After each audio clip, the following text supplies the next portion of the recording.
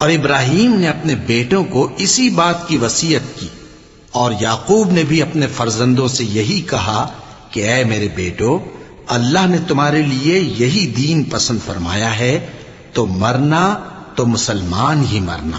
جس وقت یعقوب وفات پانے لگے تو کیا تم اس وقت موجود تھے جب انہوں نے اپنے بیٹوں سے پوچھا کہ میرے بعد تم کس کی عبادت کرو گے؟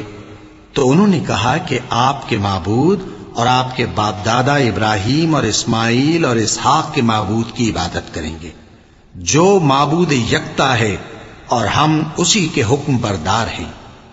یہ جماعت گزر چکی، ان کو ان کے اعمال کا بدلہ ملے گا اور تم کو تمہارے اعمال کا، اور جو عمل وہ کرتے تھے ان کی پرسش تم سے نہیں ہوگی۔ اور یہودی اور عیسائی کہتے ہیں کہ یہودی یا عیسائی ہو جاؤ تو سیدھے رستے لگ جاؤ گے۔